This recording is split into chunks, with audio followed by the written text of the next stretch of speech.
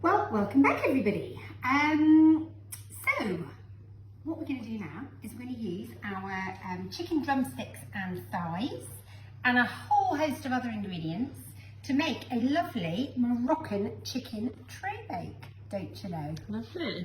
How are you today, Libby? I'm okay. Are you? Yeah, I'm okay. Day? What is it, day 7? I'm a bit sad because I ate, actually. I can't eat this food because I don't eat meat. But I have just been eating all these cold chickpeas. And my carrot sticks, actually. You've been dipping it into hummus or something in the fridge. It's so because now... I haven't had my lunch yet, so... You're now bound. Bit peckish. Well, you did get up quite late, to be fair. Yeah, I know. There's nothing else to do than sleep, to be honest. So might as well have a lie. Oh, I could find you... Oh, excuse me. I could find you plenty to do, Libby. Oh, my goodness. Got all excited there. Right, okay, back to the recipe. Move this one out of the way. Obviously, the recipes will be online as well.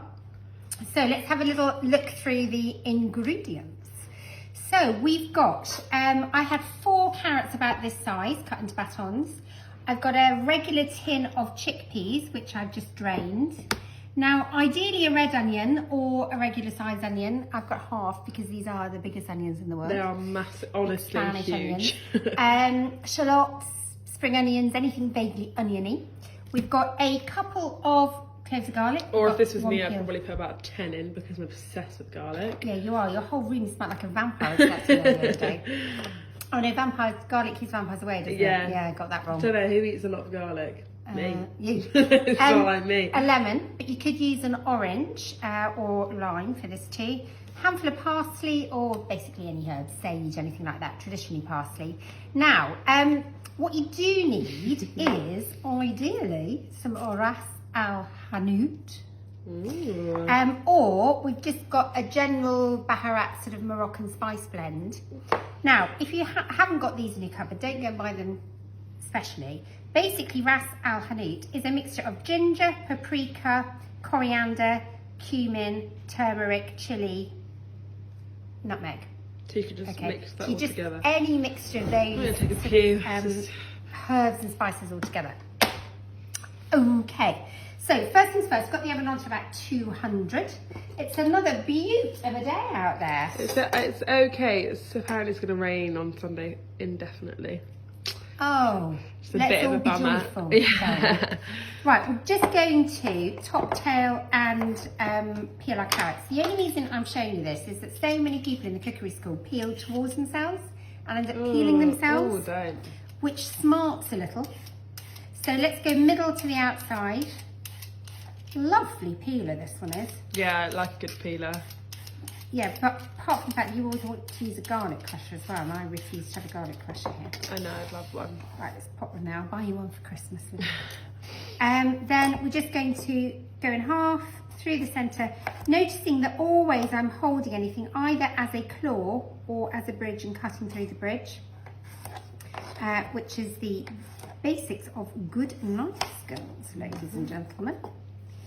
So really, we're going to make 3 dishes from this one chicken because we have a bit of a effectively war effort going on. Can't waste anything. So in they go. So the ones you prepared earlier.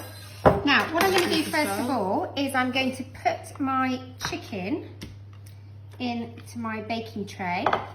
I'm going to scatter over my carrots. I'm just going to give my hands a wash. And then I'm going to put about a tablespoon. Oh, the nice thing about Ras el Hanout, it's got these lovely little rose petals in as well, which is very gorgeous. It does smell really good. So we're going to scatter that over. We're going to put a good glug of oil over too. We're going to put a nice spoonful of good quality sea salt. Got to get all those flavours coming out. And anything to do here is get your hands in and give everything a really, really good mix. Okay. There's a bit of a Ras el Hanout, just a little pile there. Oh, give that a little rub. Oh no, it's a rose No, petal. here. Oh, all right, all right. It's a bit like potpourri, Edward potpourri. Potpourri. I love a rose petal. Love a bit of rose in cooking. I hate the smell of roses and lavender. It's like old grannies. Well, thank you for that, darling. You're welcome. Okay. Right, so what we're going to do now is, obviously I'm going to wash my hands, but I'm going to put this in the oven and I'm going to bake it for about 15 minutes just to get a bit of heat in there while I prepare the rest. So we are just going to prepare the rest of the mix to go in. I'll peel this oversized comedy onion. They are absolutely, they take the mick, to be honest. Well, they're quite tricky. We get them in from our suppliers. They're like the Tommy Shelby of onions. Use Tommy Shelby. Oh, if anyone got that reference, I hope you're laughing. Peaky Blinders. It's about, Mum. Oh, is he the big one? No, he's the one that I'm in love with, and he's like the head of this gang. Oh, and his eyes. Yeah, blue Most eyes. Beautiful blue eyes. Right, Mum. Neil's not here. Cry. Love blue eyes. Love blue eyes. So Anyway, so they are absolutely huge. But Anyway. he's quite small. No, but the point is that he's like the head of the gang. Oh. It doesn't make. Just carry on. Okay. Right, I'm going to Some of my friends would have appreciated that. I'm going to so, slice this onion. As the recipes continue, I'll be showing you how to chop an onion. But slicing, so claw grip, and then using your knuckles as a sort of guide, just gradually move your knife back. AJ would do this in super quick time, but he's not here. He is very busy today, actually. He is working with an amazing charity called the Hive Project. Look them up, the Hive _ Cornwall.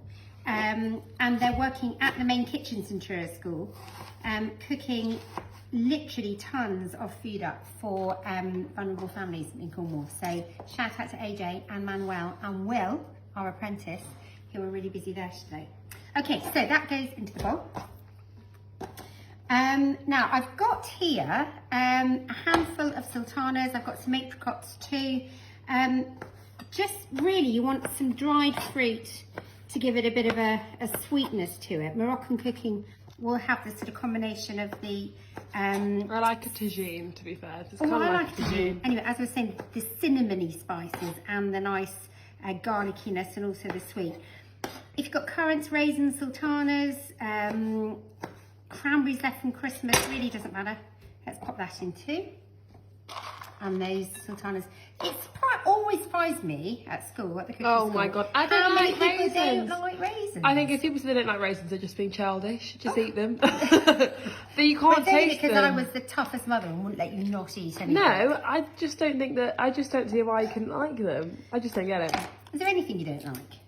Meat. That was a really silly thing to And dairy. Really silly thing to say. And tomato ketchup. She's Absolutely very foul. high maintenance. I'm not high maintenance. No. There's not a lot I don't like actually. When I ate meat and dairy, I literally ate everything. Yeah. No, I'm trying to think what I don't like. I'm not that fond of sort of mussels and sort of scallops and Oh my gosh, see, that's why I can't not eat fish. Like that. So yummy. Anyway, I've just peeled these garlic. See, if we had a garlic cloves. crusher, this would be 10 No, times because easier. I don't want them crushed. I want them sliced. Oh, right. For the record. I know, but I'd love a garlic crusher. I'll buy you a garlic crusher for being my producer. You can even order it on Amazon. Oh, stop the press. That'll be exciting. Right, let's put the... Now, by the way, it just has a little aside here. We had a great first winner, Poppy Jessup, for her creme brulees. So I want you to make these dishes and send us a photograph, okay? And I knew you were, that's why I'm moving it. And we will send you back a voucher for 10% of any cookery course at Truro School Cookery of your choice, for the best photograph for each recipe. So well done, Poppy, for getting the first voucher, which is on its way to you. Right, tin of chickpeas, in they go. Now, if I was doing this for you, Libby, fussy, I would... Right, let's just clear this up. I am not fussy, okay? Seriously, you're making everyone watching seem like I'm some high maintenance brat. Okay. I just don't like, dairy doesn't agree with my tummy, and I don't like the texture of meat. Okay, I'm sorry. I take it all back. Public apology to Libby, okay? Carry on. If I was making this for you, I would put more beans in, maybe some butter beans, some kidney beans, all sorts of And I beans. tell you what, this would be so good with like wraps or in a pitta. Bit of hummus. Scrum. If you ate dairy but not meat, so if you're a vegetarian, I would rub some Ras el Hanout into some halloumi and grill it. and go Or on top. put it on a barbecue. Yes. Why not? Yeah, why not? You could do this. Actually, all of this is really nice as a cold salad as well. Anyway, we're digressing. Lemon.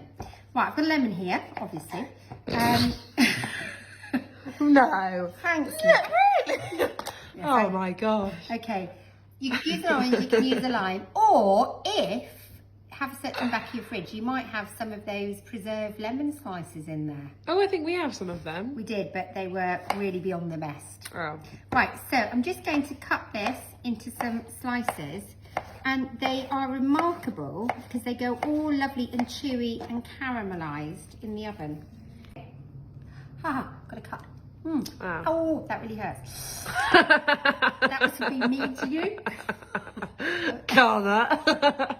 Oh, Right, can't okay. works in brilliant ways. What I'm now going to do is I'm going to put another tablespoon of that Ras el Hanout in. I'm going to put another big glug of oil. I'm going to put a bit more salt because we love salt. We do.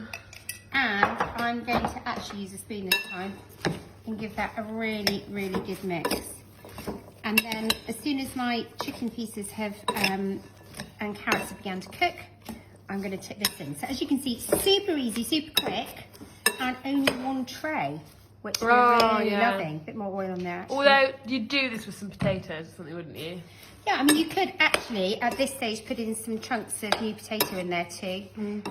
Really, even if you do eat meat, I am a great believer in eating less meat, eating the best quality meat you can buy, and eating less meat. So really using lots of pulses and potatoes, root vegetables in place. Oh, Ooh. this would be nice with couscous. A little bit of couscous. A little bit of couscous with your chicken.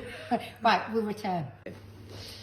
So, this is, looking scrum. Lovely and sizzling. Now, I would either tear the chicken off the bones and put all that lovely mixture into a nice wrap. I'd have it Maybe with couscous. some yogurt or some hummus. Couscous is nice.